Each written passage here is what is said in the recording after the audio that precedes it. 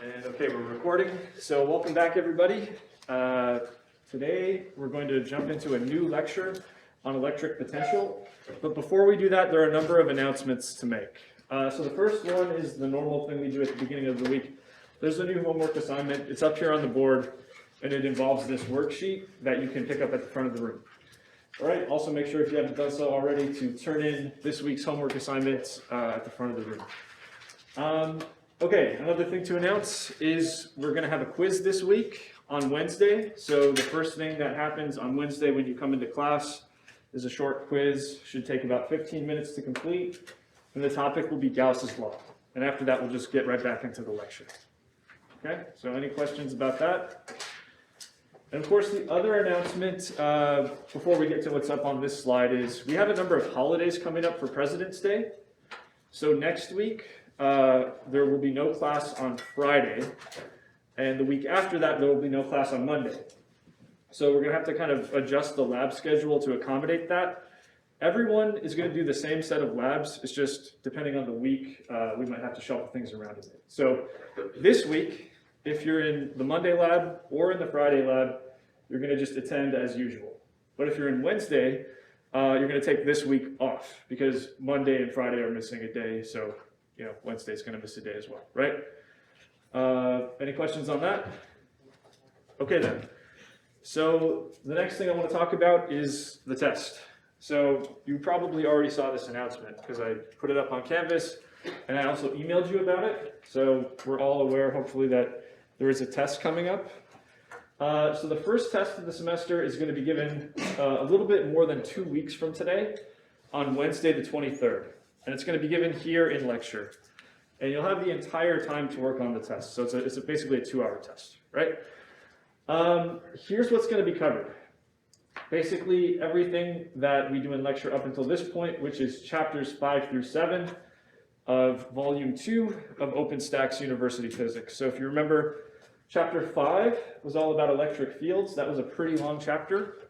We were on it until the 3rd week of class. Then Gauss's law, which we finished in just 1 week. And then electric potential, which we're going to be covering basically from today up until the test. So we'll have a few weeks to talk about electric potential. That will be covered on the test. As far as the format goes, you can expect between 5 and 6 questions. They won't be multiple choice. They'll be free response. So the whole point is you have to show me all the steps in your work. I don't just want to see what the answer is, right? All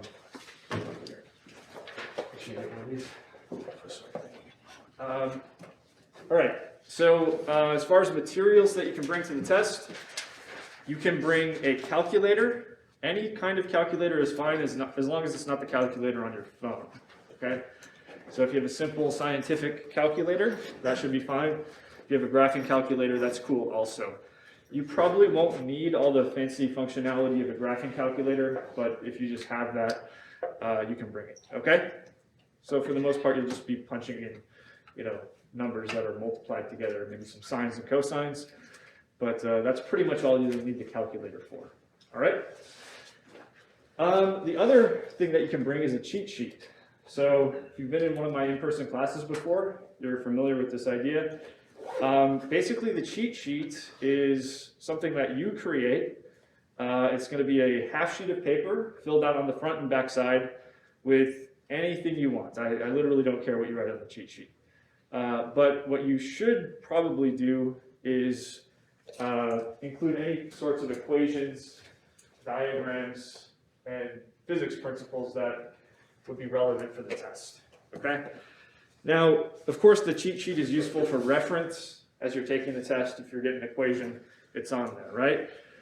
But it's actually also a useful study tool just to create a cheat sheet, because what it allows you to do, or what it forces you to do, is to go back to all the lectures that we've covered and just try to condense all the most important points onto a single piece of paper. So that is really the first step in studying, is just review all the material, try to condense it into a cheat sheet, and then from there, you can start working on the review packet.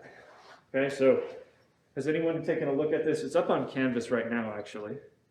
So the test 1 review packet basically has a bunch of problems that I wrote, some of them from previous tests that I've given, some of them just brand new problems, which cover this material.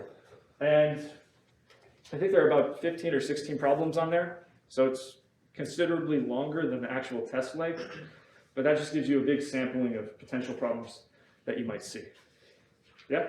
Are we gonna, for the review sheet, are you gonna like give us the answers before the test, or? Yeah, I have this, the solutions have already been worked out. I have them fully written out just like with the homework.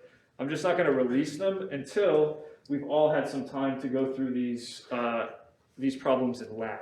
So one of the things you'll do in lab in the weeks before the test is go through these review problems. Yeah? In your past class, you've had that as like the lab assignment, and it's like complete 7 of the problems. Is that going to be the same thing? What we're going to do since we're in person is kind of like what we did with the E-Fields assignment, which is a sign out sort of sheet. Yeah. And we'll have lab on that week of like test week, right? Yeah, and the week that we have the test, we'll still have lab. So we'll just do something right after you take the test in lab. For the test, can you give us the values for like epsilon naught and K? Or should we write that on our sheet? I mean, I'll give it to you if you really need it. Yeah. Anything else? Okay. Any questions on any of these announcements? I kind of threw a lot of information at you at the beginning. Good? The schedule for the lab. Sorry? You was talking about the schedule of the lab. Yeah, so this week, Yeah. we have lab on Monday and Friday. So if you're in the Monday or Friday section this week, you'll attend lab. But Wednesday, you'll not attend. Okay? And then I'll tell you next week, just so we're clear. Yeah. I'm also seeing the quiz for this Wednesday. Yep. Okay. So I mentioned this right at the beginning. Okay. It's on Gauss's law. Gotcha. Okay, similar to the last quiz, just 15 minutes at the beginning of class on Gauss's law. All right? Okay then. So let's get to the new lecture on electric potential. So this is covered in the textbook, volume 2. This is chapter 7. So we've covered chapters 5 and 6 already.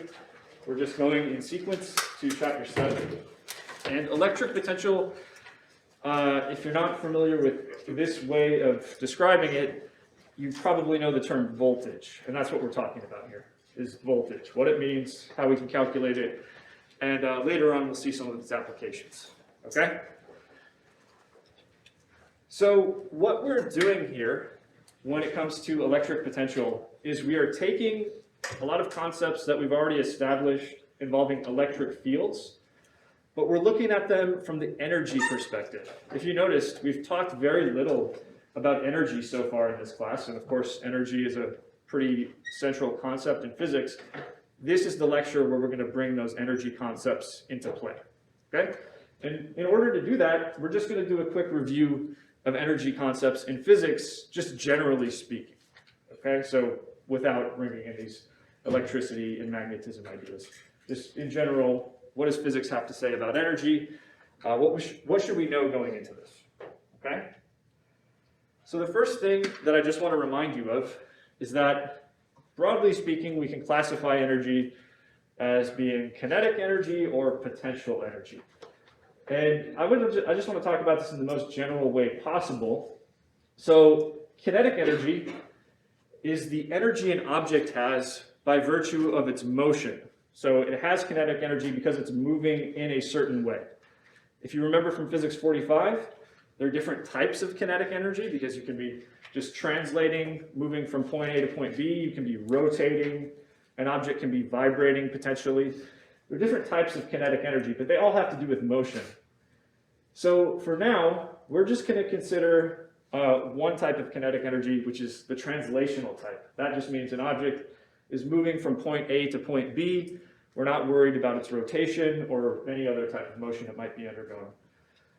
So this is a pretty, valid way of looking at it if we're just talking about point particles, like protons, electrons flying around in space, right?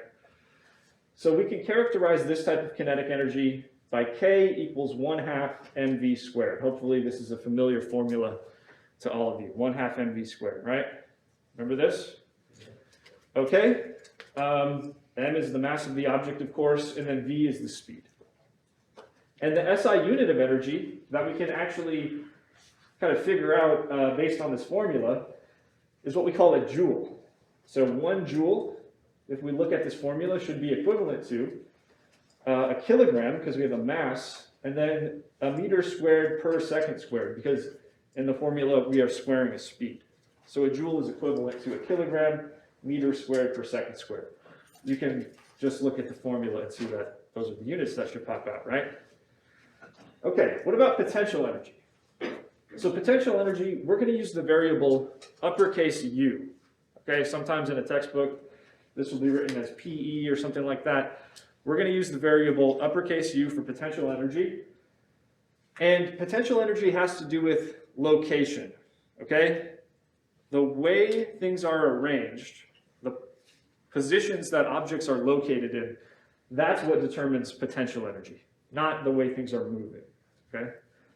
So there isn't just a nice single formula for potential energy that we can apply in every single situation. Depends on what's going on. But the point is, it's always some function of position, whereas kinetic energy is a function of velocity, okay? So let me give you an example, gravity. This should be a familiar formula too, right? U equals mgh, that's gravitational potential energy. It depends on the mass of an object, depends on the acceleration due to gravity g, and it depends on the height to which it's raised. So this is what I mean, it's a function of position. It depends on the height, it doesn't depend on how fast your object is moving or anything like that. Okay, so hopefully this is all ringing a bell. Any questions? And then closely related is this idea of work. Do we all remember the idea of work from Physics 45? Okay, let's talk about it. In physics, when we use the term work, what we're really talking about is a transfer of energy from one object to another object because a force is applied to it, okay? And, to break that down a little bit, let's think about 2 cases that could potentially be occurring here. We have positive work, we have negative work. So if work is positive, that means we've transferred some energy to our object, and that means it's gained some energy, of course, right? If work is negative, that means we've transferred some energy away from our object, and it's lost some energy as a result of that. But mathematically, there's a formula for work. This is just the concept behind it. The formula, in general, is given right here. So let's break it down. Work is F dot dl, where F is the force acting on an object, and dl is an infinitesimal displacement that the object is undergoing. And if we take F dot dl and we integrate it from some starting position A out to some ending position B, we get the total work for whatever motion that we're observing. Okay? And again, if this comes out positive, your object has gained some energy as it's moved, and if it comes out negative, it's lost some energy as it's moved. So what you should be picturing here is something like this. Just the most general situation we can think of is an object moves along some path. Doesn't have to be a straight line, it can be whatever you want. But it starts at position A and it ends at position B. So as it's moving along the path, we note that there's some kind of displacement dl. Just a small distance it's moved along the path, but it also includes the direction it's moving in, right? So that's which way it's pointing, it's just the direction of motion, okay? And then as it's moving, some kind of force may be acting on it.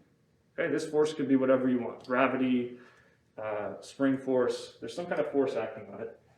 And if we take the dot product of these 2 vectors and then integrate that over the entire path, we get the work, okay? That make sense? Do you remember this idea of conservative forces from Physics 45? We do have this idea of a conservative force, and let's just review what that means. A force, we say, is conservative if the amount of work that's done just depends on your starting position and your ending position, and it doesn't depend on the path you take. Okay, so if it's independent of the path, and it only depends on where you start and where you end up, That's what we call a conservative force. Remember this? Do you know any examples of a conservative force? Thinking back to physics 45. Friction or air resistance. So that would be actually the other category of a non-conservative force. But what about a conservative force? A spring. Yeah, the spring force is a great example because the amount of work done by a spring pushing on something really just depends on where you start and where you end up in terms of the amount of stretching the spring undergoes. It doesn't depend on the path you take. What's another example? Pendulum? Well, we're talking specifically about a force, or Yeah. yeah. So gravity might be the force involved in that situation, right? Gravity is a conservative force. And then again, non-conservative forces, where the amount of work done does depend on the path you take, would be things like friction and air resistance. Those would be classic examples. Okay, so hopefully this is all, again, ringing a bell. What we're going to see, by the way, is that the electrostatic force that we've been learning about is conservative. So everything we've learned about conservative forces back in physics 45, we can apply it to the electrostatic force. Okay?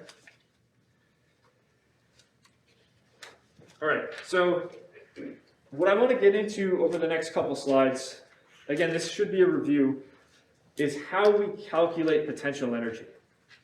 Okay? So for example, for gravity, we have this formula that the potential energy is equal to mgh. Where does that come from? And how can we reproduce that formula in a different scenario? Okay, so here's the situation I want you to think about, okay?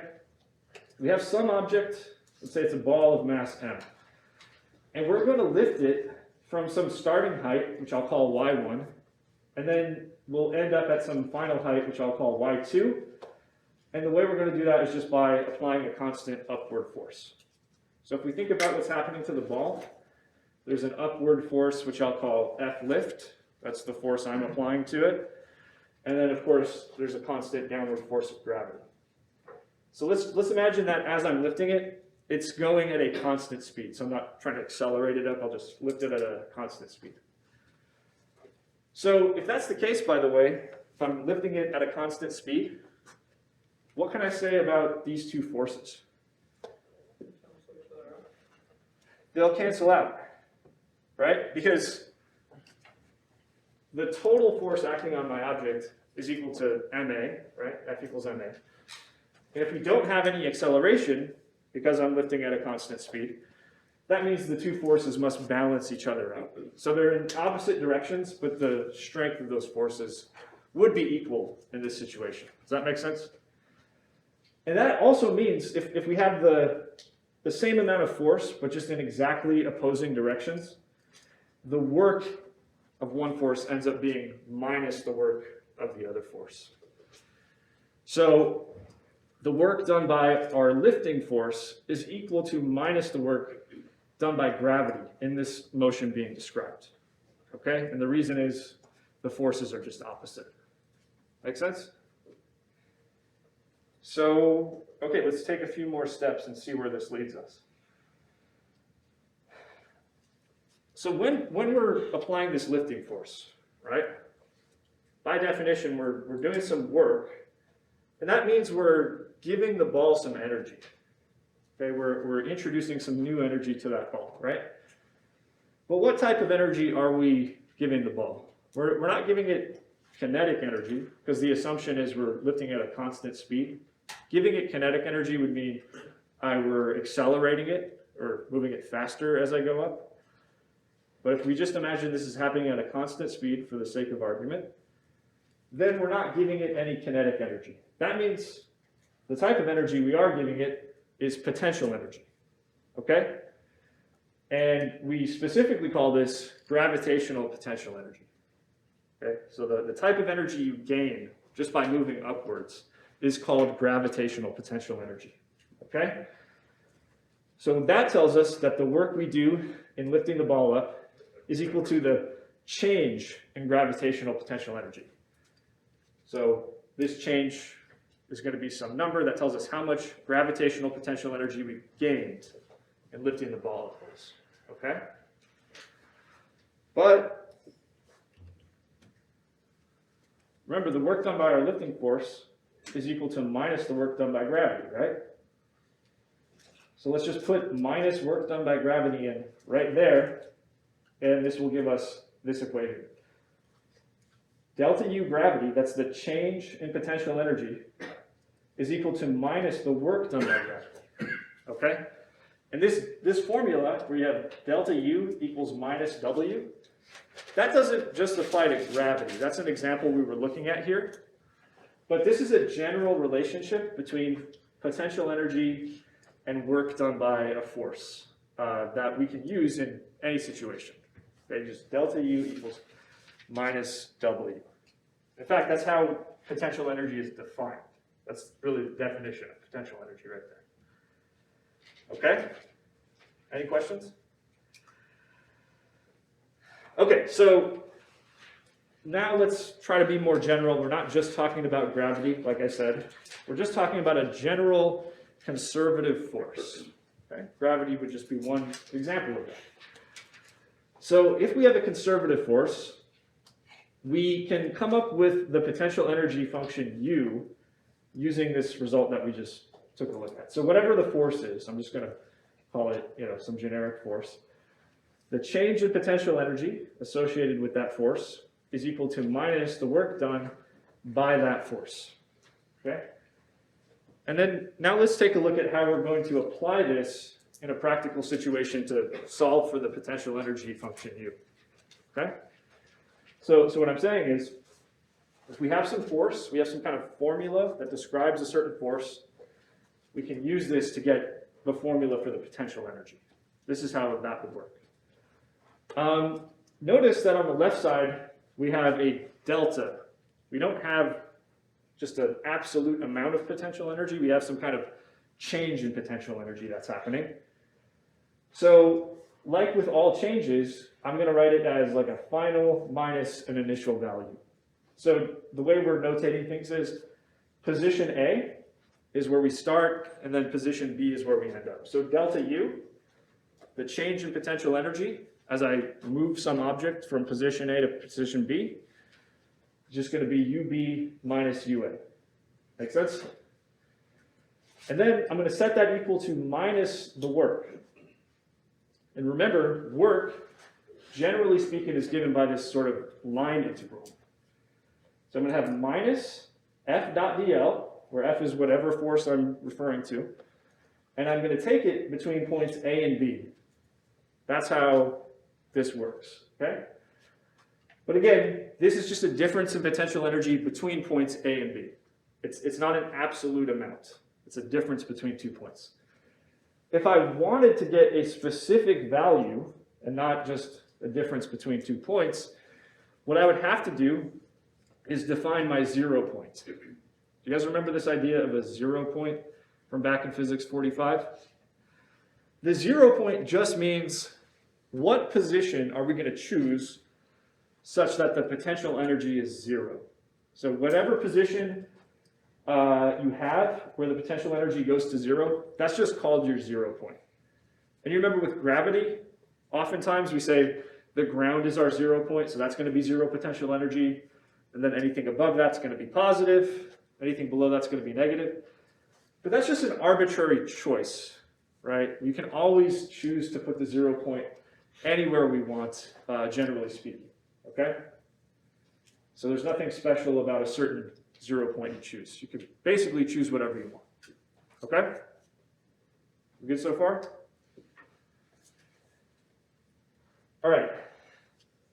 And then, of course, this all comes together in the law of conservation of energy. Okay? There are a lot of different ways to write this law down in a form of an equation, but I'll give it to you a few different ways. So, first of all, what is this idea just as a concept that we can state in words? So the idea, of course, is that energy, like any kind of conserved quantity, is something that can't be created and it can't be destroyed. In other words, the total amount of energy in the universe, if we truly keep track of all the different types of energy floating around, should remain constant. It's not something that can change.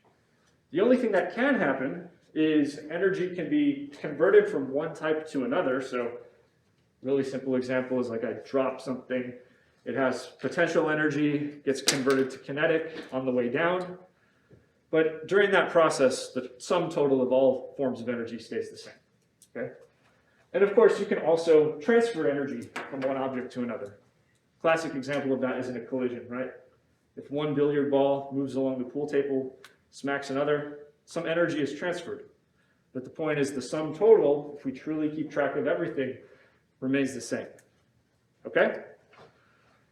So, as long as we're not dealing with non-conservative forces, such as friction and air resistance, this idea can be boiled down into a pretty simple formula. It's still true if we have non-conservative forces, by the way, that energy is conserved. It's just that you get a particularly simple formula for it when there aren't any non-conservative forces, okay? So, conservation of energy in this case, when we have no non-conservative forces, boils down to the idea that the total kinetic energy of your system, so add up all the kinetic energies of all the moving parts, that's what's going on here, plus all the potential energies is some kind of constant, okay? And oftentimes, we express this idea by comparing some kind of initial state to some final state. You remember problems like this from 45, where you take a look at a system in some initial state and then compare it to some final state, but you'd set the energies in those two states equal to each other. So K initial plus U initial, that's my total energy to start off, equals K final plus U final. That's my total energy at the end. Equivalently, if you think about this for a second, what if I subtracted K initial on both sides? So now on this side I have K final minus K initial, right? I could call that delta K. And then what if I subtracted U initial from both sides? I would have over here U final minus U initial. I could call that delta U. And then on this side I'd have 0, because I've moved all the terms over. So this is the same as saying delta K plus delta U equals 0. Another way of saying that is the total change in your energy is 0 because it hasn't changed. It's remained constant. Okay? Any questions so far? All right, let's keep going. I want to just give you a problem to work out. This is a super simple one. This is just to get your brain thinking about energy concepts in physics. You should be able to do this in just a few minutes. But if you drop a ball from a height of 1.5 meters above the ground, what will its speed be? How fast will it be moving just before it impacts the ground?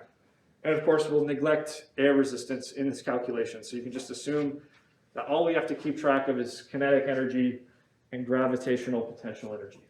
So work it out, see what you get, and we'll go through it together.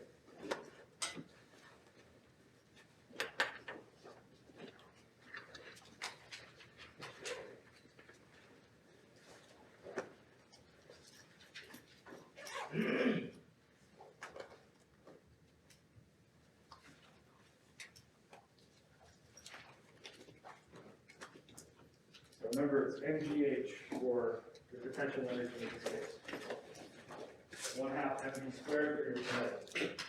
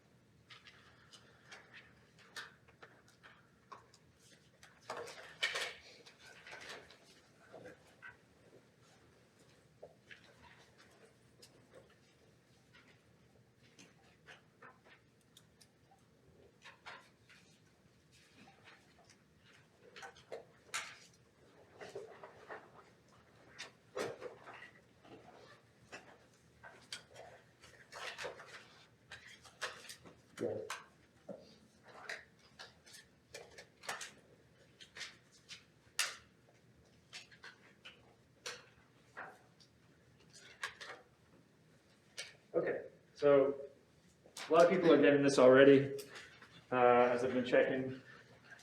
So let's go through it real quick. So think of this like a warm-up problem, all right? So it's always helpful, I'm sure with this one, you can just write down the equations, but in more complex problems, it's helpful to have a diagram handy. So let's just get in the habit of drawing a diagram.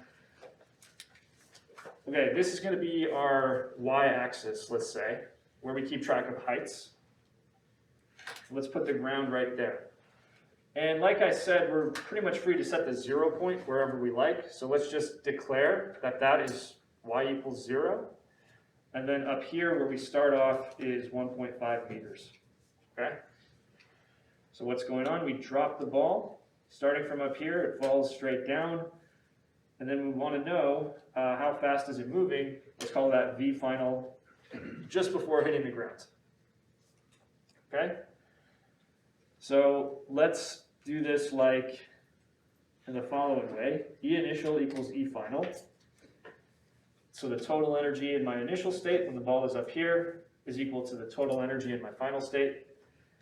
I'm going to write that as K initial plus U initial equals K final plus U final. So what can I say about K initial here?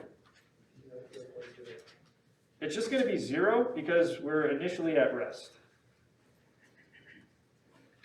So we don't have any kinetic energy to start off.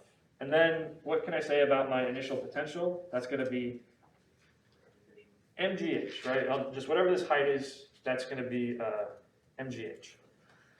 And then over here, I have a half mv final squared. So the final kinetic energy is not 0, of course. We are moving.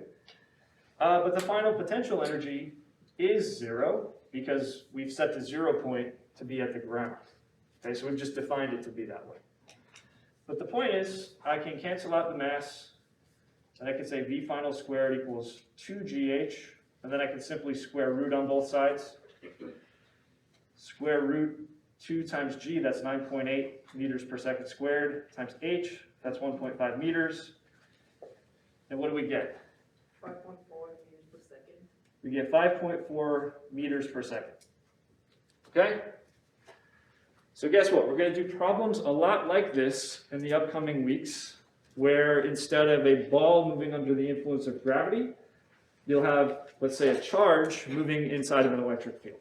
Okay? But the basic structure of that type of problem is the same, as long as we can figure out what the formula for potential energy is.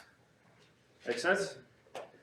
And actually, speaking of that, how do we get the formula for potential energy? Let's just do a sample calculation. This is another kind of warm-up where we derive the formula mgh, right? Where does that come from in the first place? Let's get a handle on that. And then we'll be able to do it for more complicated cases like the electrostatic force. Okay, so here we're going to derive U equals mgh. How are we going to do this? Well, I mentioned that the general definition of potential energy is given by this formula. Delta U equals minus W. And specifically, we're talking about gravity, so I'm going to put a little subscript G alongside both of those terms. Okay? And what I want you to imagine is we are lifting an object from y equals 0. Let's say that's where we're starting. And then we're going to end up at y equals h. Okay, so the picture you should have in your mind is there's some kind of object, and we're just going to bring it up from y equals 0 all the way up to y equals h, like this. It's pretty simple, right? Okay. Now, let's break this equation down. I'm going to write this as my final potential energy, which I'll write as Ug at height h. That's how I'm denoting the final value. Minus my initial, which is Ug at height 0. Okay? That's just a final minus initial notation. That equals minus the work done by gravity during this motion, which when it comes to work, we have the integral of force dot displacement, right? So we're doing the force of gravity itself dotted with our displacement, all right? So actually, let's do a little bit of work on the side. How does my force of gravity actually point in this situation? Straight down. So I'm going to indicate my force of gravity vector going straight down like this, right? Okay, what about my dl vector? That's going to go in the direction of motion, which is straight up like this. So my gravity vector is straight down, my dl vector is straight up. And for gravity, what is the force actually given by? So not potential energy, but just the force of gravity. Yeah, it's mg, that's the magnitude, but if I want to express this as a vector, it's a downward pointing vector, so I'll put minus j hat to denote that we're pointing downwards, okay? All right, what about dl? How can I think about this guy? Well, let's call dy just some tiny distance we move on the y-axis. And to denote that the vector is pointing upwards, I'll just put a little j hat alongside that, okay?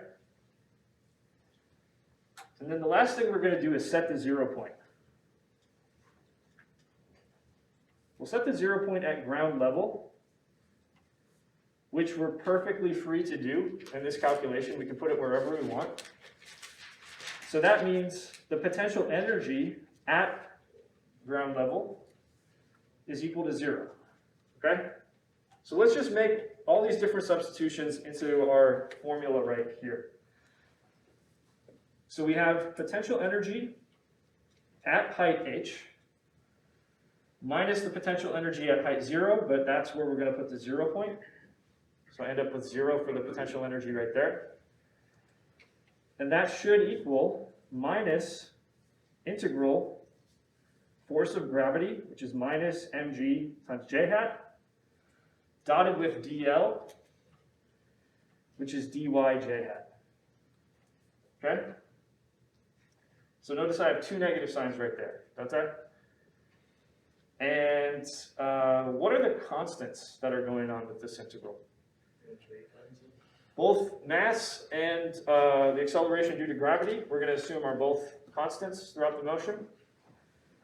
So what do we get? We get ug at height h equals two negatives cancel to a positive. Pull out mg as a constant. What happens when I take j hat dot j hat? That just becomes 1.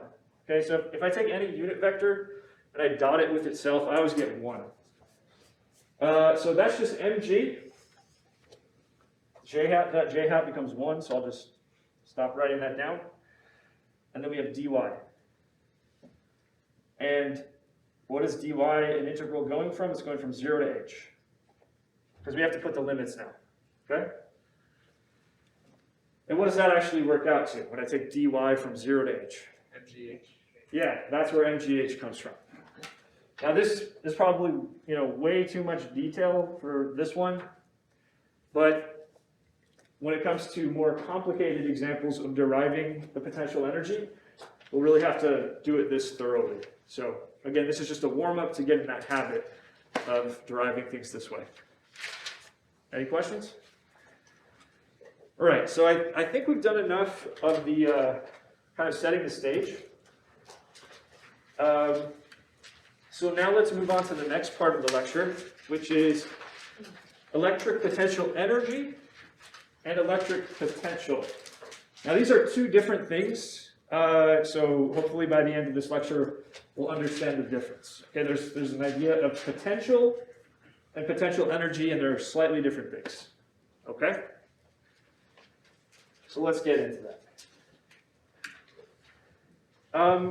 The simplest case we can look at when it comes to electric potential energy is when we have 2 point charges. Okay, and in the way I'll introduce the equations to you, we'll call the 2 charges big Q and little q. Okay? So all that's going on is you have 2 charges, big Q and little q. And the question we want to answer is how much potential energy is there in that system that I'm showing you. As it turns out, the amount of potential energy is just going to depend on the distance between the two charges. Okay? But there's a formula for that, and we'll derive it. So here's how we're going to derive it. Remember the force between two charges? That's given by Coulomb's law. So this says the electric force between the two charges is given by K times big Q times little q. If I'm denoting the charges that way, I just need the product of the two right up top. And then divided by R squared. Okay? So what we want to do is start with this force and then derive a potential energy. And I just showed you how that works in the case of gravity, right? We went from mg to mgh. Here, we're going to go from this electric force to some kind of potential energy. All right, a few things that are going to go into this. We'll actually do it on paper, but here's what's going to go into it. Remember, we need to define a 0 point. We need to say, at this particular value of R, the potential energy is 0, okay? There's a convention that's commonly used almost in every situation where you have two charges, and that is to say potential energy goes to 0, not when R goes to 0, but when R goes to infinity. There's 0 potential energy if they're infinitely far apart. Okay, that's how we're defining the 0 point. And then from there, we use this definition, delta U equals minus W, just applied to this electric force, and we're going to end up with this result at the bottom of the slide. Okay? Well, let's go through that work, and then we'll go back to the slide to summarize. Okay? Any questions on the setup here? Go ahead. This is the potential energy of both of the charges, right? Yeah, okay, good question. So the potential energy should be thought of as for the whole system. Yeah. So it's kind of shared between the two. Yeah. Anything else? Is there gonna be a time where we just have to do with like one charge, or is maybe? So it turns out this doesn't really have a sensible definition when it comes to just one charge. When we get to electric potential, which is slightly different from this, then we'll be able to do it for just one charge. But we'll get there in a bit. Okay, so here's what we're doing. We're going to let's try to get a little closer in on this. Okay. We're going to start with just the same picture. We have big Q and little q, just two different charges. But just so we have something in our minds here, let's just imagine that they're both positive. As it turns out, the formula we get is going to apply regardless of what the signs are, but just so we have something to picture, let's picture them both being positive.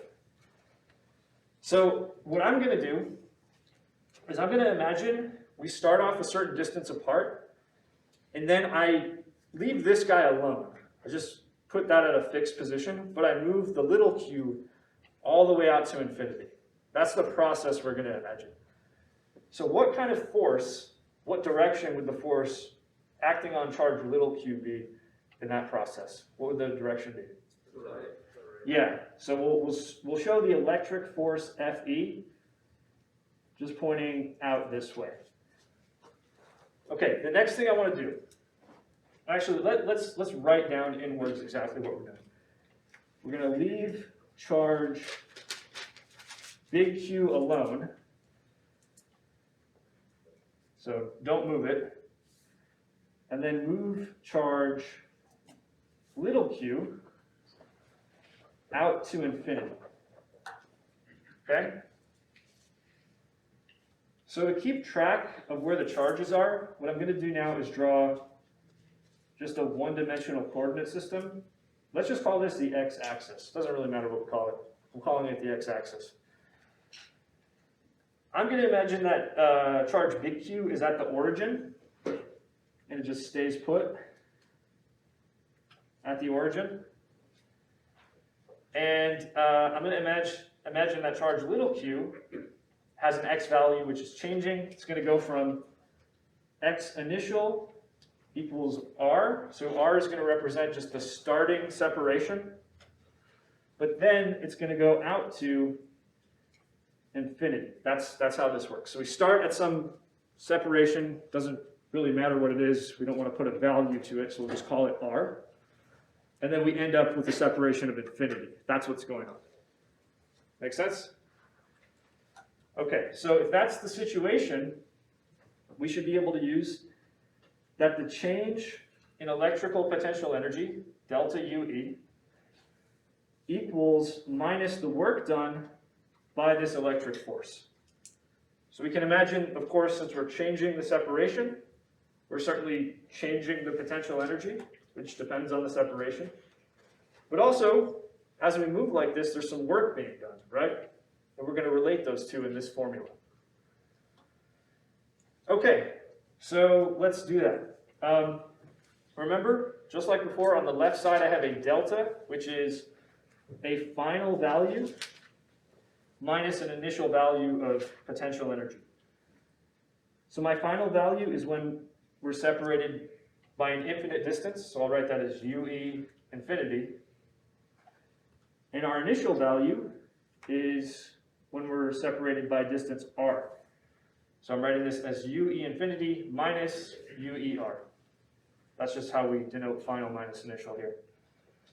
So that should equal minus the work, which is generally going to have to be given by an integral, where that integral is force dot displacement, F dot dl.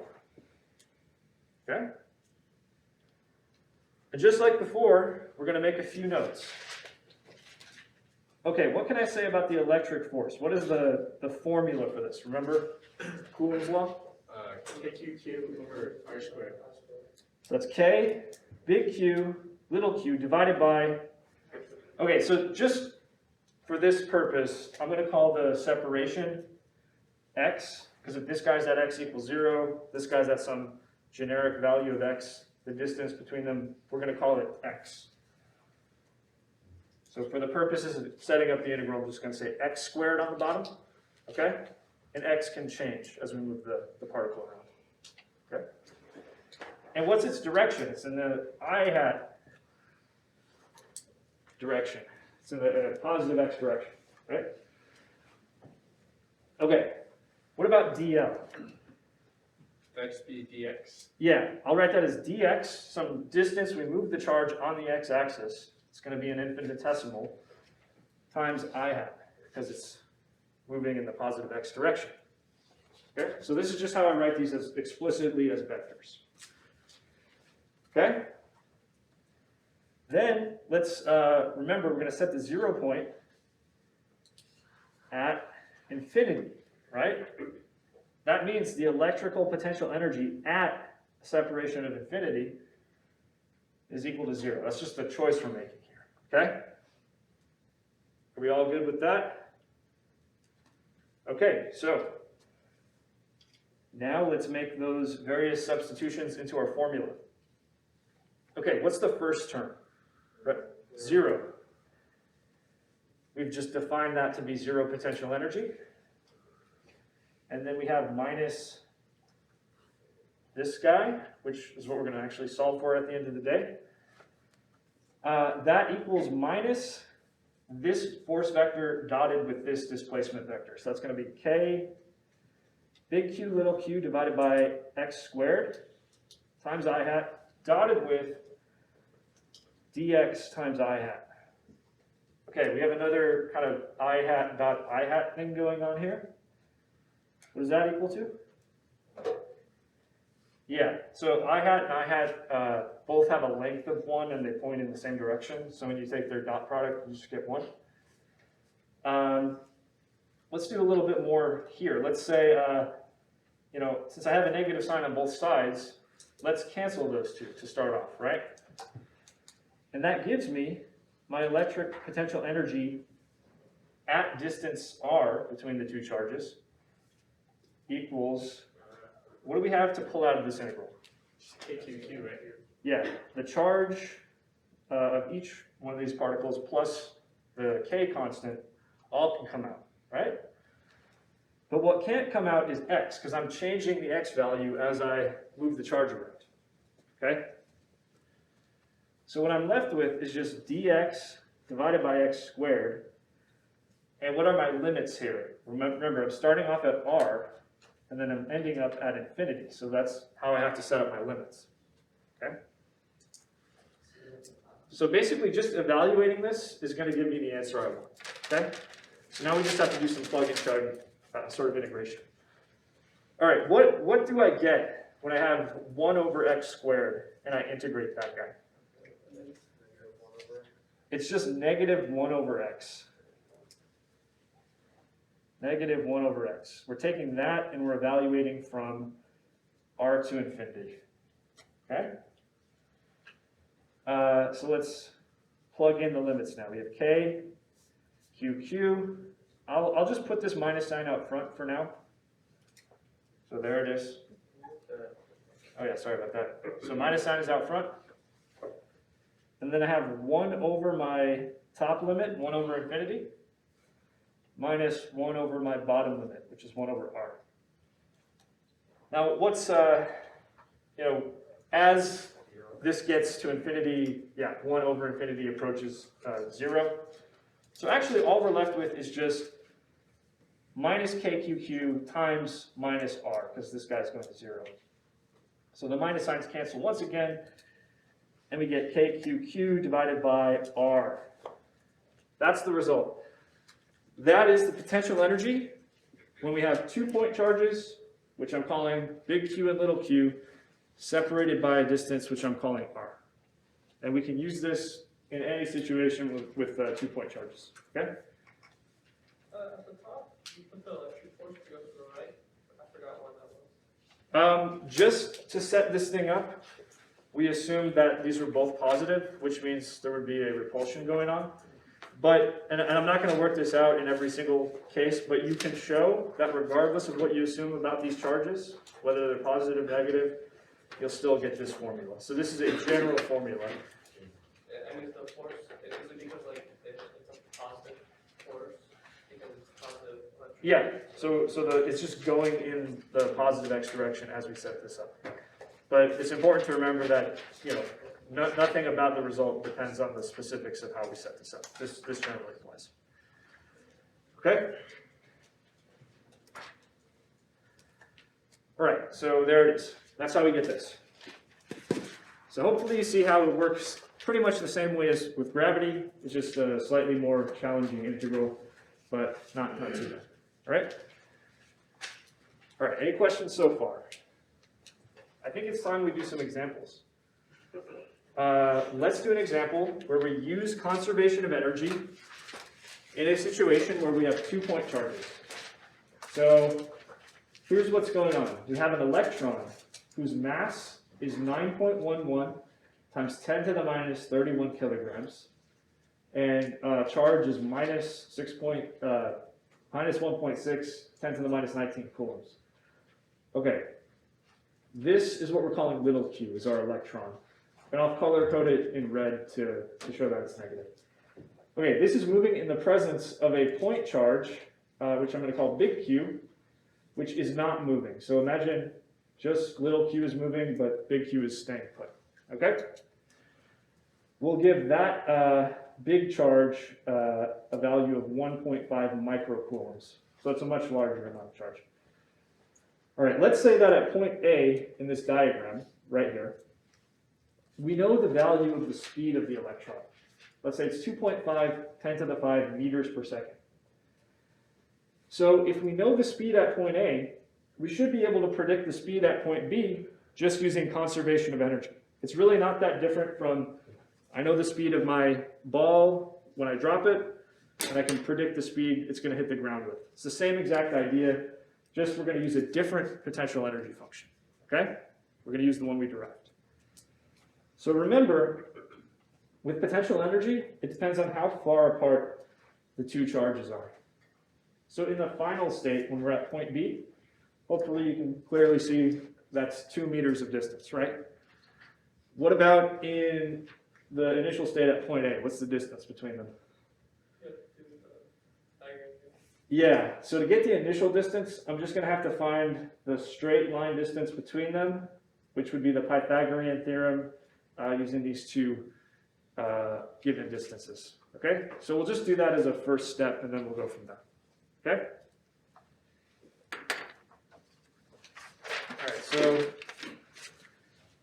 like I said, the first step is to say RA is the square root of 1 meter squared plus 5 meters squared. So I'm using RA to denote the distance between the charges at point A. Can someone crunch that for me real quick? Basically root 26, right? I guess I could just write root 26, but can you give it to me in decimal form? 5 point something, right? Yeah, it's like 5.099, but we'll keep 3 signifigs on it, so I'll write it this way. Meters. Okay? And by the way, VA, which is the speed of our electron at this point, I'll just write down what we know, is 2.50 10 to the 5 meters per second. So that's something we know as well.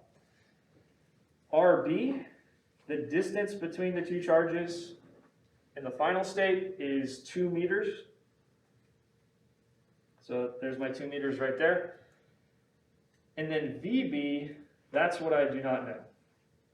So, you know, you can notate this in various ways, but I'm basically using A for initial, B for final, right? And the idea that we're applying here is energy is conserved. And I can express this in different ways. How about for this example, I'll write this as delta K plus delta U equals 0. Let's do that. All right, so for delta K, that's going to be my final kinetic energy, which is 1/2 the mass of the electron times its speed at point B squared, 1/2 mvv squared, minus an initial value, which is 1/2 mva squared. Make sense? Okay? Okay, what about potential energy? Well, we're just going to use the formula that we just derived. So for my final potential energy, that's going to be K, big Q, little q, divided by RB. That's my final potential energy right there. And my initial, which I'm subtracting off, is KQQ divided by RA. So that all should equal 0 if the total energy is not changing. Does that make sense? So really, all we have to do is some algebra and solve for VB, right? So what should I do to isolate VB on one side of the equation? Yeah, just move all of this over here. And you flip the sign around when you do that, right? So what I'll have is 1/2 mvb squared equaling, okay, now I have positive 1/2 mva squared, putting it over there.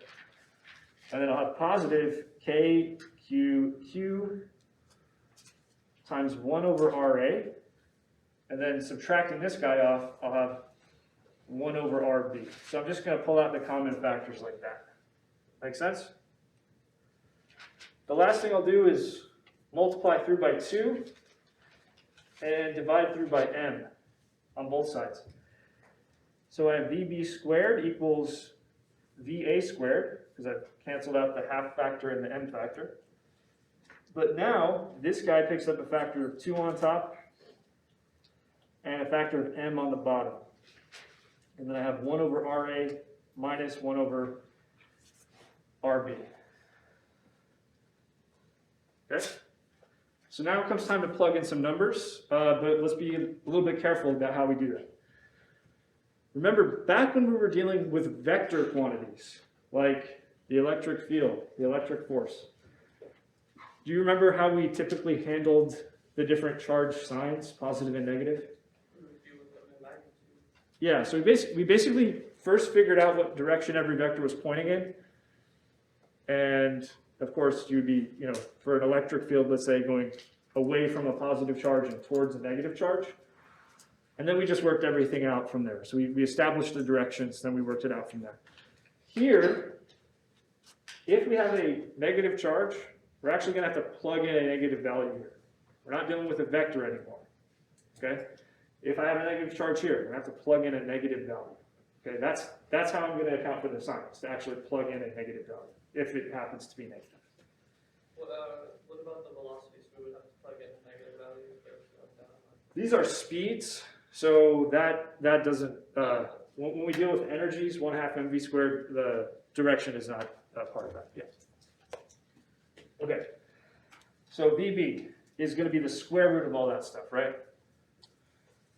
So VB will be the square root of, this is kind of a messy expression, but we have 2.5 10 to the 5 meters per second for VA, and we square that. Then we have plus 2. K is equal to 8.99 10 to the power of 9 newtons meters squared per coulomb squared. That's just K right there. Okay, big Q. That was positive 1.5 microcoulombs or 10 to the minus 6 coulombs. Okay, the other charge, little q, was an electron which has minus 1.6 10 to the minus 19 coulombs of charge. Then we divide that by the mass of our electron, which is 9.11, 10 to the minus 31 kilograms. And see, I already went off the page. This is multiplying 1 over RA minus 1 over RB. So this, what I write next is just going with this term. Just keep that straight. For 1 over RA, we have 1 over 5.099 meters. And then for 1 over RB, we have 1 over 2.00 meters. That's a lot to punch into the calculator. Try it out. And you'll see, comes out to this. 3.79 10 to the 7 meters per second. Now, with that answer, we can do a basic like sanity check, which is if we have a negative charge, it's initially moving, and it's getting closer to a positive charge as it moves. Don't we expect that it would speed up? Right? Yeah. It's feeling an attractive force towards the positive charge, so we would expect to speed up. And that is what's happening. Our final speed does end up being greater. You're multiplying that on, is that, what's up? Yeah, so I'm plugging in values right here, and this is when 1 over RA minus 1 over RB. So I ran out of space, but this is all like one term under the radical.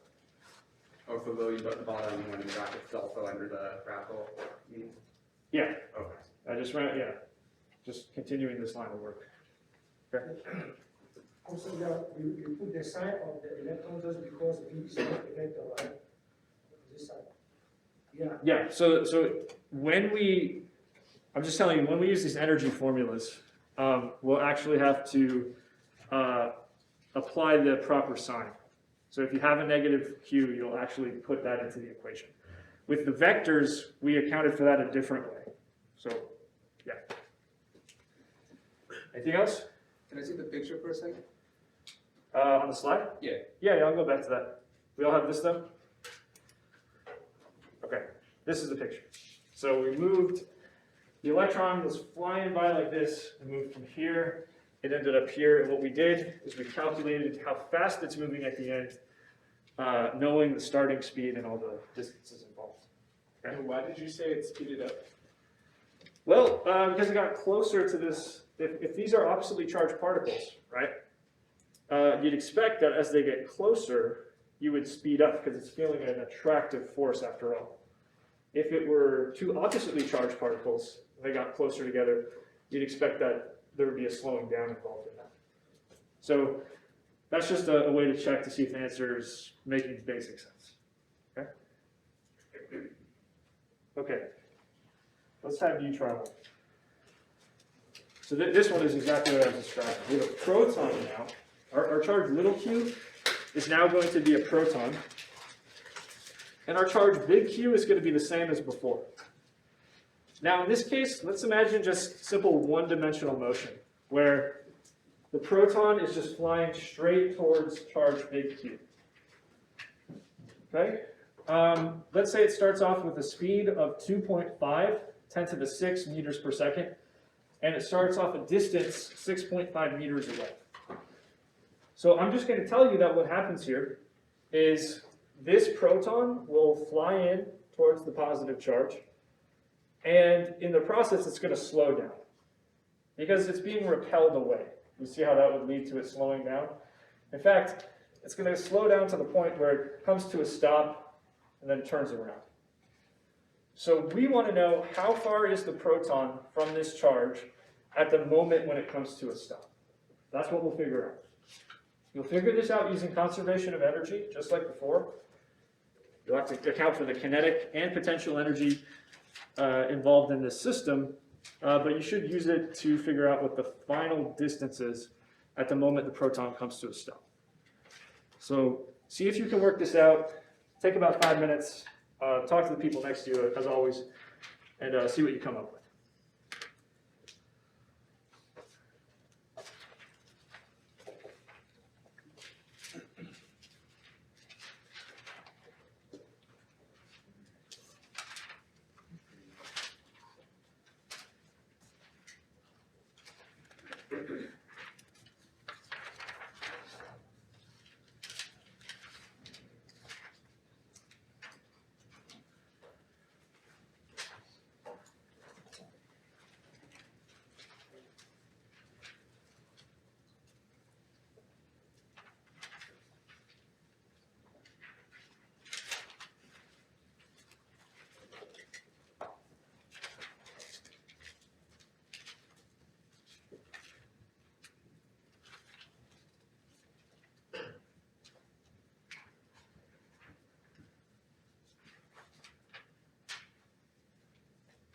Don't forget the two potential energy checks.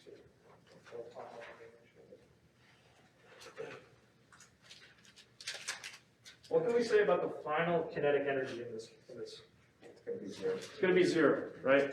So that simplifies things a little bit.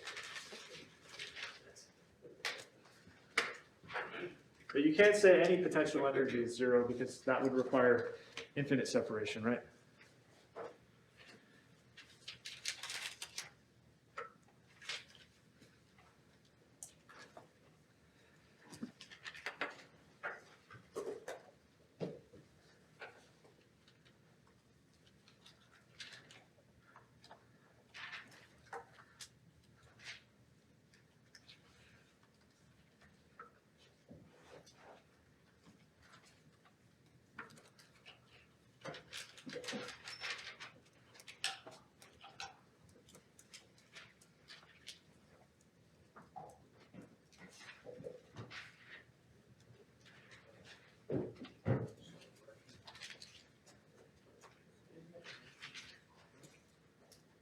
Delta always means final minus h.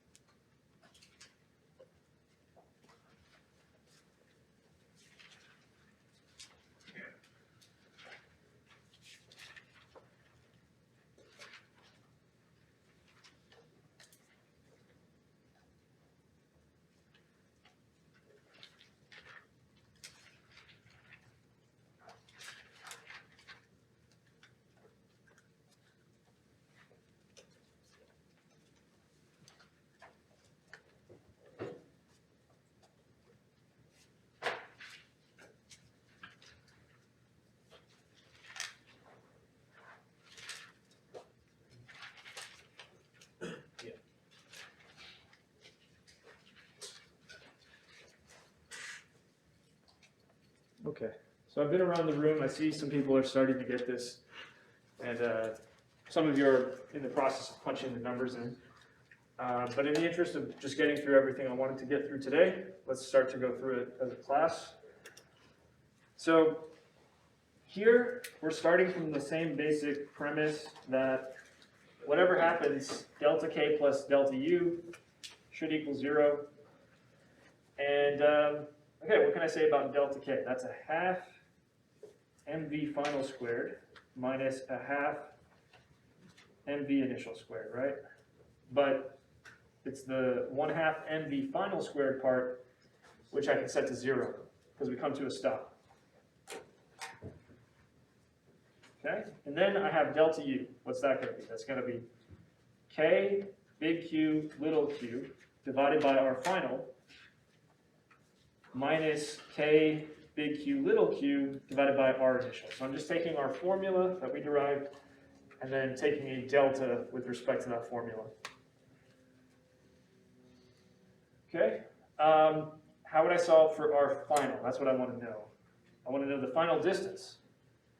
Well, how about I take these two terms, throw them over on that side of the equation, which gives us K big Q little q over our final equals, now moving this over here makes it positive, 1/2 MV initial squared, and then same with this term, positive KQQ divided by R initial.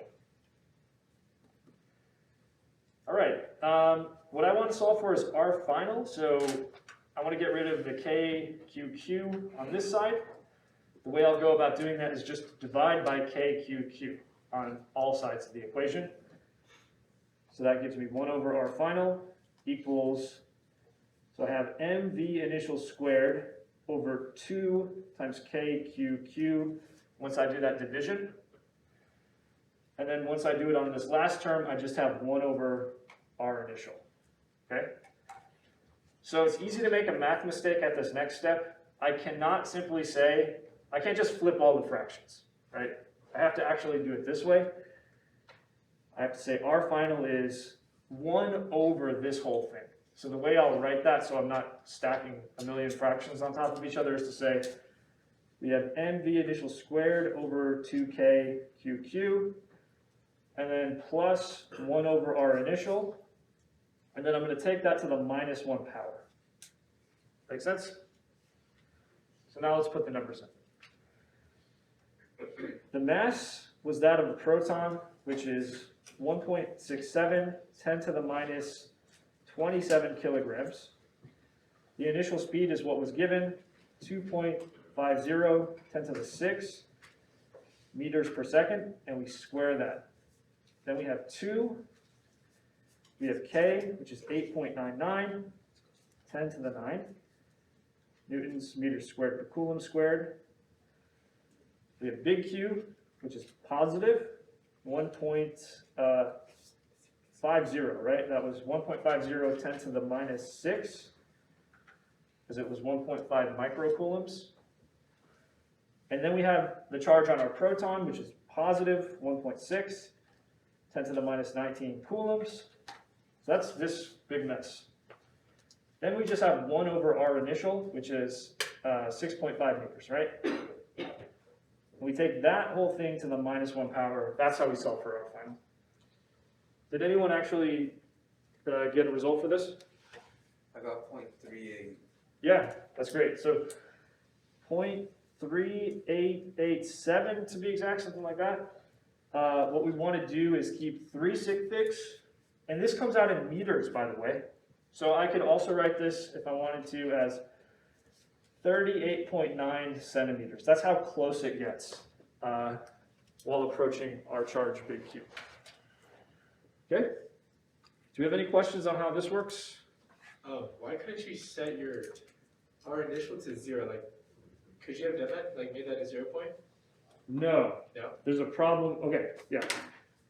So if you just take a look at the formula, it should pop out that there's a problem with putting R to equal 0, right? The formula actually blows up to infinity. So it's not a good choice of 0 point for that reason.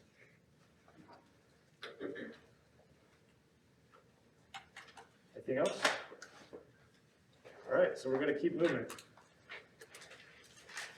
So what we've just done is we've defined this thing called electric potential energy, which basically, for our purposes, says if we have 2 point charges which are interacting with each other, we can calculate how much potential energy is involved in that interaction.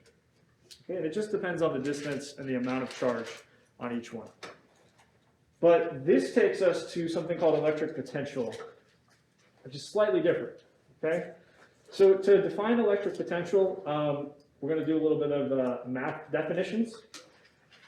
Remember, we talked about something called a vector field a while back. The E field was our example of a vector field because it has, at every point in space, a vector associated with it, right? Well, this thing called electric potential is what we call a scalar field.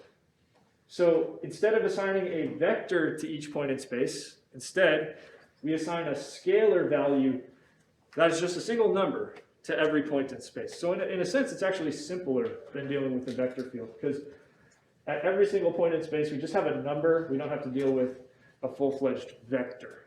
So let me just show you an example of what this would look like, okay? These are just various points in space, okay? If I assign the value 1 to this point, 2 to that point, 1 to that point, minus 1 to that point, the point is each point in space has a certain value I'm assigning. That's a scalar field. That's all we really need. It's actually measured in volts, by the way. These units are volts. Go ahead. Is there a reason they're assigned those specific numbers? No, this is just a random example of what a scalar field could be. As long as there's just a number for each point in space, that's what a scalar field is. This is just like an example to visualize it, okay? All right, so the electric potential is given by capital V. And it's an example of a scalar field because it assigns a value to every point in space. Here's how we define this thing, okay? We say V is equal to U divided by Q. So that's a pretty simple statement, but it's a subtle thing once you think about the concept behind it, so let's break it down. So U is a potential energy, right? So we imagine that if we place what I call a test particle somewhere in space, it's going to end up having a certain potential energy. Because just wherever it's located, that gives it some kind of potential energy. Then if we take that and divide out the charge of that test particle, U divided by Q is what gives us V. You kind of see a similarity to how we define the electric field. In that case, we took a force divided by Q. Here, this is an energy per unit of charge. So if we just accept the definition for now and think about the units, well, that defines the unit of a volt, which you've undoubtedly heard of before, right? So the SI unit of electric potential is a volt. And what's our SI unit of energy, the one on top? That's a joule, right? The SI unit of charge on the bottom is a coulomb. So the definition of a volt is just a joule per coulomb. That's all it is. That's the definition. Okay? Any questions so far? We're going to get more into this, but I just want to make sure we understand this definition. Okay. So let's dig a little bit deeper into this, okay? I mentioned earlier, if you look at the definition V equals U over Q, you'll see some similarities to the way we defined the electric field, okay? So remember that the electric field E was defined to be the force divided by Q. We can think of it as a force per unit charge, okay? Now I'm asking you to think of this new quantity, which is U divided by Q, or energy per unit charge, okay? And to go a little bit deeper into that, in comparing E, the electric field, and V, the electric potential, well, they're both fields, right? Because they both define, at every point in space, a certain quantity. It's just that if it's an electric field, we get a vector at each point in space, and if it's electric potential, we just get a scalar at each point in space. So the simplest example we can envision is a single point charge just sitting here, and the point in space is some distance r away from that, okay? So let's think about what's going on. If we imagine putting a positive test charge, which I'll call little q, at this point, we can say some things about it, right? We can say there's a certain force that would be acting on it if I placed it there. We could say there's a certain amount of potential energy that would be present if I were to place it there, right? So for the force that would be acting on it, we already remember this formula. It's K, big Q, little q, divided by r squared. And we put a little r hat unit vector to say it's pointing, radially out away from our charge. Okay? And then the formula for the potential energy, we just derived it, right? That would be K, big Q, little q, just divided by r. So just remember, force is an inverse square law sort of thing, but potential energy just depends on 1 over r. Okay, so let's apply both definitions, right? For the electric field, what are we doing? We're taking that force and we're dividing out the charge of our test particle. So that just drops the little q out of the expression. And this is where this formula came from. Remember, the electric field due to a point charge is K times that charge divided by r squared. And then it's pointing in the radial direction. Okay? So can anyone see, based on this logic, what V is going to end up being? KQ over R. Yeah, so remember V, we just take the potential energy and we divide out the charge of our test particle, which is little q. So what that says is V is equal to KQ divided by R. This means if you put a point charge just somewhere in space, it's going to be creating this scalar field. There's going to be a value of V at every point in space. And it's just going to depend on how much charge you've placed in that position and how far away you are from that charge. You can calculate the value of V at any point in space using this formula. Now, of course, this is just for point charges, right? If I had more than just one single point charge, there would be more to do. I'd have to add a bunch of terms together. But I hope you see how this definition works out with the point charge example. Yeah? So the electric potential is at that point, it's not like, Yeah, so the electric potential is just defined at a given point in space. So if I give you a point in space and information about all the charges that are around, you would be able to calculate the electric potential. Just like if I gave you a point in space and I told you all the charges that were around, you could also calculate the electric field. Right? It's a similar kind of thing, but it's a scalar, not a vector, which makes the math simpler in some ways. Okay? Okay, so I want to remind you that we're building off this idea of potential energy, which depends on something called our 0 point, remember? So really, the only thing that's physically meaningful when it comes to energy is a difference in energy. An absolute amount of energy is sort of meaningless. So let me explain what I mean. Let's say I want to set my 0 point for gravity to be at the ground level, right? Well, then this laser pointer, since it's above that level, has some kind of positive potential energy, right? But I could just as easily set the potential energy to be 0 at the table. And since I'm a smaller distance above the table, under that definition, I have a smaller amount of potential energy, right? So that's not what really has any significance. What is significant is how does my potential energy change as I go from one height to another? Okay, that doesn't depend on where I choose to set the 0 point. And the same is going to hold true for V, okay? This idea that it's just really differences that are physically meaningful. Where we set the 0 point is sort of an arbitrary choice that we make, okay? So that brings us to the idea of a potential difference. So remember, there's a value of V at every single point in space. So if we move from one point in space to another, then there's a potential difference, which is just, how much has the value changed as I've moved from the first point to the second point. So to give you an example, right? Let's say this is point A, and it's at 750 volts. This is point B, and it's at 930 volts. Potential difference, just subtract, right? what do you get? You get 180 volts. Okay?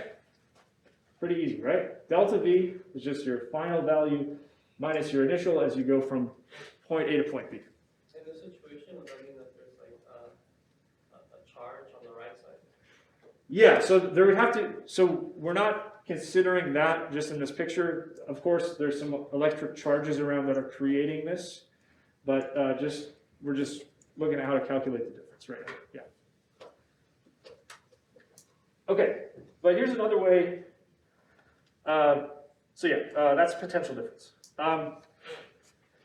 So if we imagine now that some amount of electric charge has moved from point A to point B, then we can calculate how its potential energy has changed. In other words, we could say maybe it's gained some energy as it's moved from point A to point B, or maybe it's lost some energy as it's moved from point A to point B.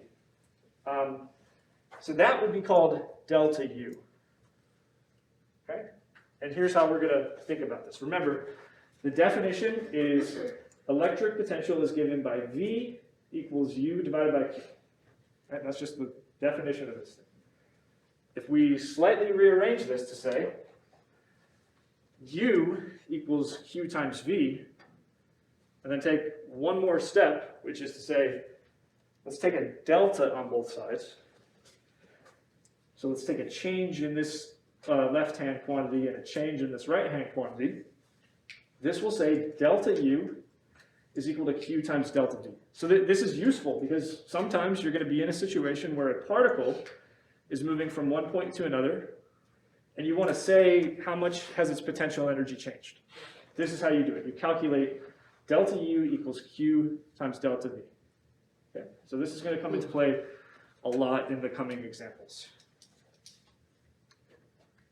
So one thing I want to notice about how this works, so given a delta V, right, given a potential difference between 2 points in space, our delta U could come out either positive or negative, because Q, the charge that we are imagining is moving across that potential difference, could be positive or negative. So we have to, just like before, keep track of what the sign of our charge is in this sort of energy calculation.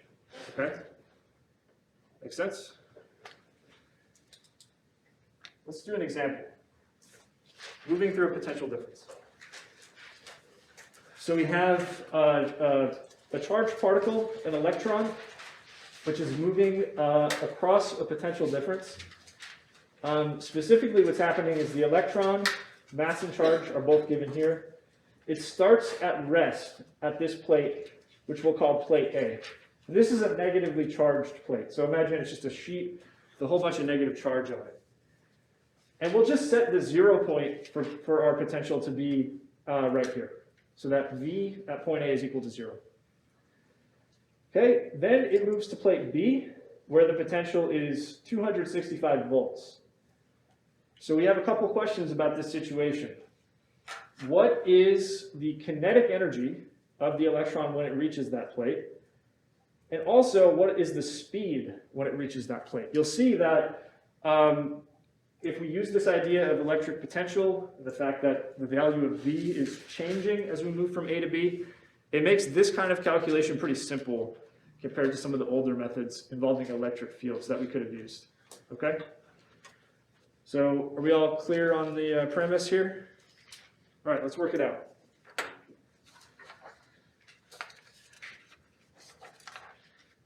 So essentially what we'll be doing here is just applying conservation of energy. Delta K plus delta U equals 0 to this situation.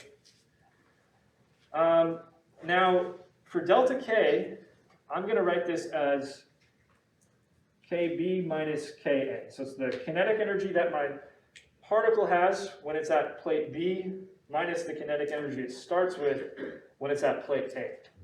And what can I say about Ka in this situation? 0. Yeah, because we start from rest, at plate A, that one is equal to 0. And then for delta U, I'm going to use this new formula that we just discovered.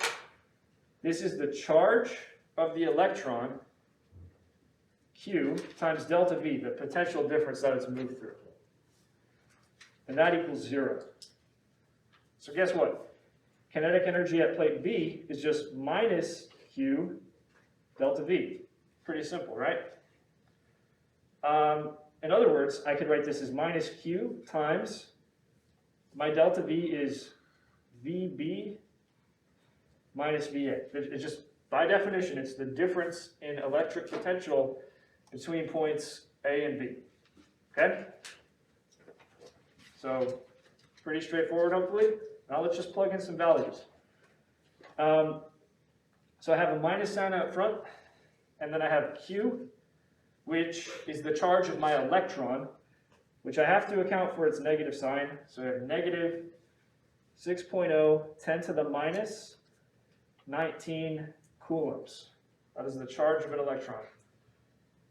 Okay, then I have VB minus VA. That's 265 volts minus 0. And I just want to remind you, I haven't put the units on here yet, but a volt is a joule per coulomb. So if we think about the units on the values of V as being a joule per coulomb, notice how coulombs cancel when I do Q delta V, and I just am left with joules, which is exactly what I would expect. How many joules am I dealing with of kinetic energy in this case? Can someone just multiply that out for me?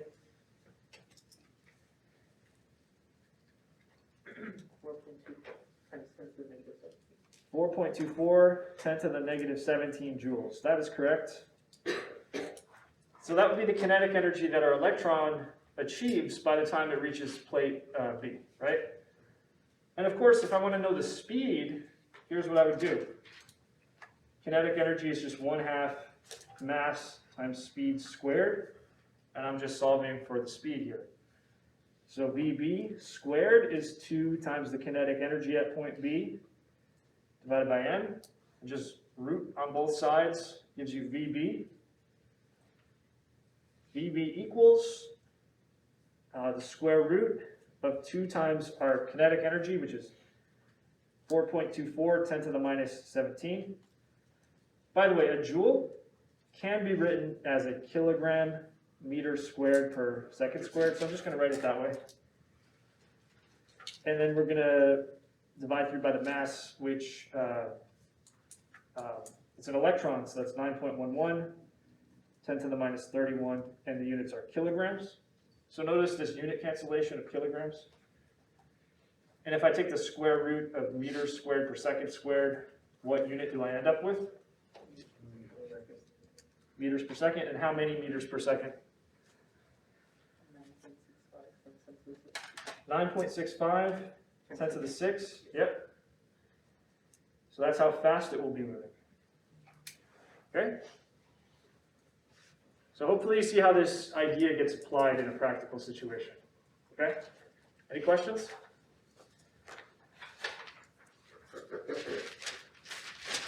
All right, so let's keep going on this. We have about 15 minutes. We can get a little further through this. Yeah, this is a question for you. The calculation itself is pretty simple. We're going to use the formula that we just talked about. But let's explain the situation. A battery is something that's designed to maintain a constant potential difference across its terminals. So if you see labeled on a battery, this is a 1.5 volt battery. That means if you go from one terminal to the other, the potential difference there is 1.5 volts. If it's a 9 volt battery, that means between the two terminals, you have a potential difference of 9 volts. That's what that means. So if a battery is well designed, it maintains just a constant potential difference. Of course, if it degrades over time, you can lose some voltage. The amount of energy that's supplied by the battery, not just your voltage, but the amount of energy, depends on the charge that flows through it. So in other words, we can think of our delta V as the potential difference between the terminals of the battery. And if I multiply that by some amount of charge that has flowed through the battery Q, that will give me the energy, delta U, that has been supplied by that battery. That's how you want to think about this. So let's consider a headlight connected to a car battery where the potential difference is 12 volts for a standard sort of car battery. So let's say that over a period of 1 minute, that 278 coulombs of electric charge have flowed through the battery. So two questions. What is the energy? And what is the power output? And remember, power is just energy over time. So these are pretty straightforward calculations. Try them out, see what you get.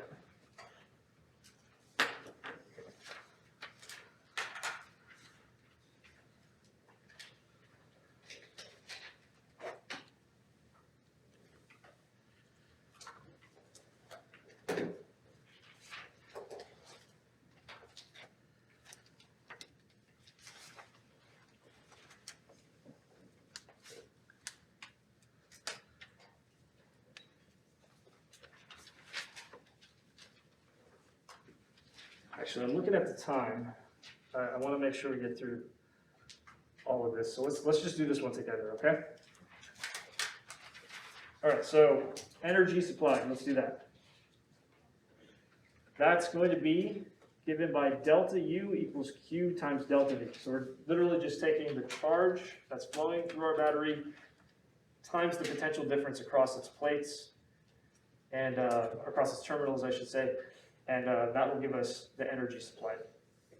So we had 278 coulombs of electric charge, and for delta V we had 12 volts.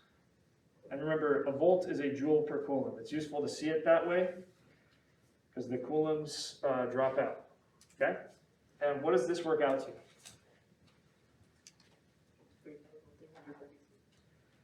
Yeah, 3.336 10 to the 3 joules. Let's just keep 3 sig figs on that because of the fact that 3 sig figs go into it. So 3.34 10 to the 3 joules. Now the idea is this amount of energy is supplied over the course of 1 minute. So the power, I'll write this as P, is energy, which is delta U divided by time, which I'll just call T.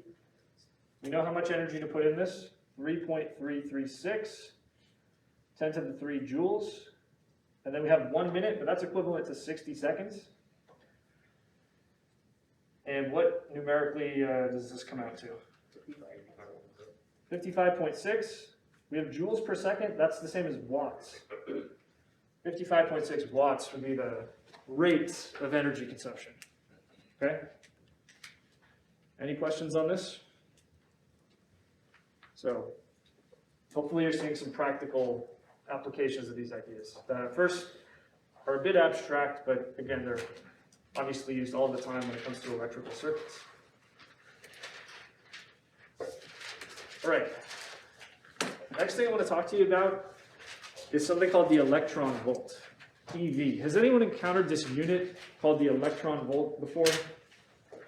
In chemistry, specifically if you're talking about electron orbitals and how much energy is in each electron orbital in different atoms, you commonly use this unit to measure the energy. But let me just explain what this means, okay? So an electron volt is commonly used in physics whenever we're referring to subatomic particles. So if I want to say how much energy a proton flying through space or an electron flying through space has, it's not really convenient to use joules because a joule is more of a macroscopic amount of energy that you find in everyday sized objects. For microscopic particles, we just want to use a smaller unit typically.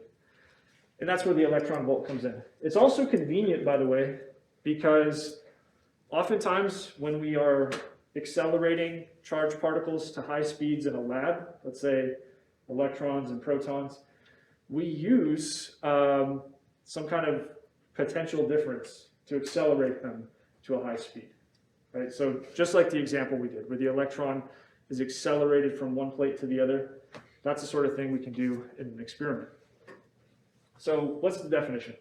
The electron volt, EV, is the amount of kinetic energy gained by an electron that moves through a potential difference of 1 volt. That's why it's called an electron volt. So you imagine an electron moving through 1 volt of potential difference.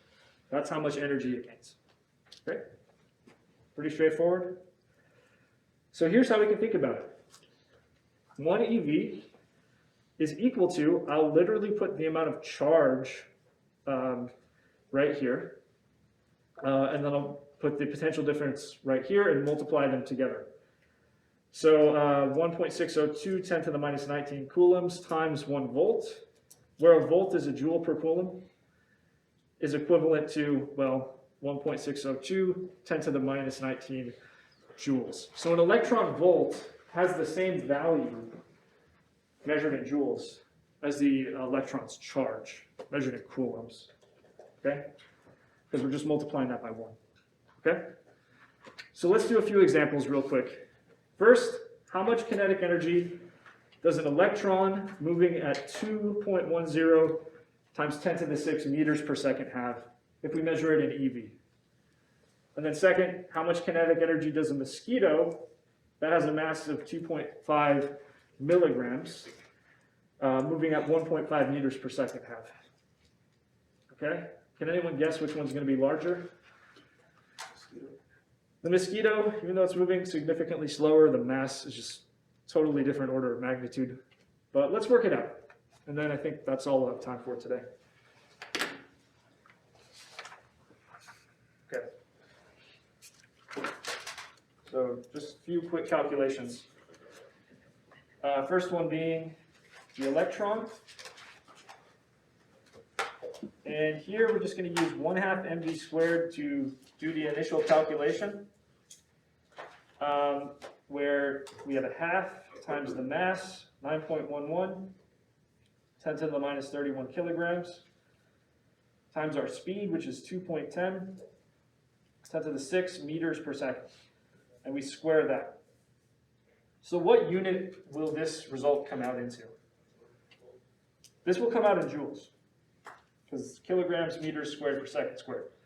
So the result in joules is equal to what?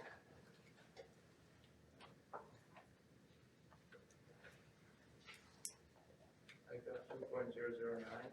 Yep, 2.009, what power? Negative 18. 10 to the minus 18 joules. I agree. So here, if you want to convert this to electron volts, just remember for every 1 electron volt, we have 1.602 10 to the minus 19 joules. So basically take our result and divide by 1.602 10 to the minus 19, and what do we get?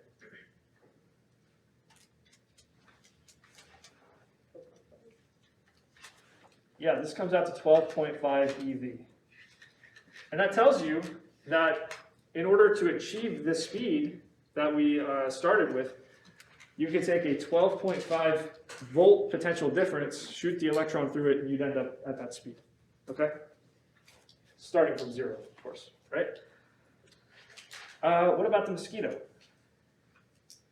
Well, that one, we're going to use the same 1/2 mv squared formula, but we'll have some different values. Our mass is 2.5 milligrams. So milli is 10 to the minus 3. But in order to get to kilograms, which is what we want to do, we have to do another 10 to the minus 3. Okay? Kilograms. Okay, then we take the speed, which is 1.5 meters per second. We square it. And that gives us what exactly? 2.81. 10 to the minus 6. In this case, we round off to 2 sig figs. So, same conversion factor. 1 electron volt is 1.602. 10 to the minus 19 joules equals what?